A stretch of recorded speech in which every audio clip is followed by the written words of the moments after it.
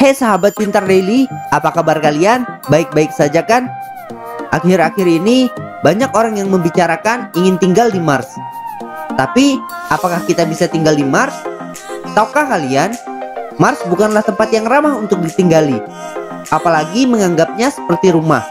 Planet merah ini memiliki sekitar 1/3 gravitasi bumi. Artinya kita bisa melompat lebih tinggi dan mengangkat beban lebih banyak di sana. Namun di sisi lain, tulang kita menjadi lebih rapuh. Ini akan memberikan komplikasi ekstra pada wanita yang juga mengalami penipisan kalsium saat hamil dan menopause. Kehamilan sendiri akan menjadi lebih sulit dan berbahaya. Meski begitu, bisa jadi adaptasi justru membuat tulang kita lebih padat dan menangkal efek gravitasi yang rendah. Jika mutasi bisa muncul pada orang-orang yang tinggal di Mars, itu akan memberikan mereka keuntungan bertahan hidup sebanyak 50%. Artinya, setiap individu nantinya akan mewariskan gen-gen tersebut dengan lebih tinggi. Mars adalah planet terkecil kedua di tata surya setelah Merkurius. Diameter Mars sekitar 6.791 km atau setengah ukuran bumi. Mars mempunyai 2 satelit, yaitu Phobos dan Deimos. Sehari di Mars sama dengan 24 jam 37 menit, sedikit lebih lama dari di bumi.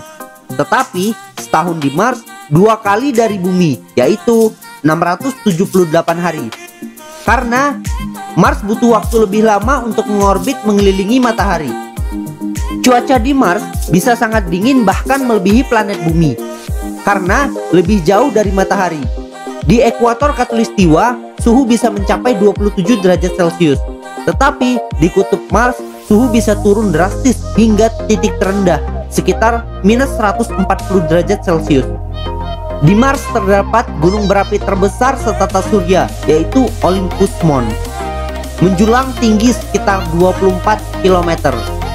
Sedangkan di bumi, gunung tertingginya yaitu Mount Everest, yaitu sekitar 8 km. Ngarai terbesar di tata surya juga ada di Mars, yaitu Valles Marineris. Ngarai ini sangat luas, sehingga bila dilihat dari satu sisi, tepi yang lain berada di bawah garis lengkung horizon. Matahari tenggelam di Mars tidak berwarna merah atau oranye seperti di bumi, melainkan berwarna biru. Asal warna ini dari debu yang menyerap sebagian besar cahaya biru dan akibat uraian sinar matahari oleh atmosfer. Untuk tinggal di Mars, tubuh manusia sendiri mempunyai sistem yang secara otomatis mendeteksi dan merespon perubahan dramatik lingkungan yang ada di sekitarnya.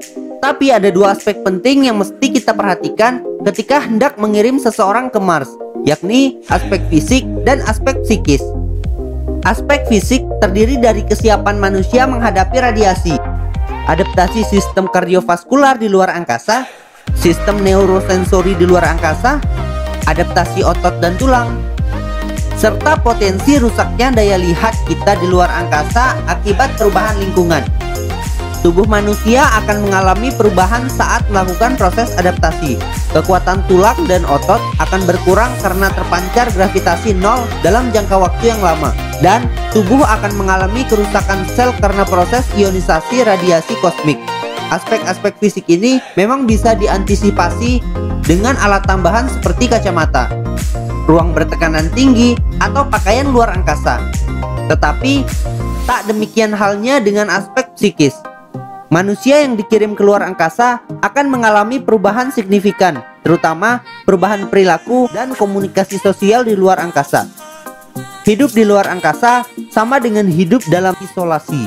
Menurut Profesor Paris, risiko terbesar adalah gangguan mental karena terlalu lama hidup di luar angkasa.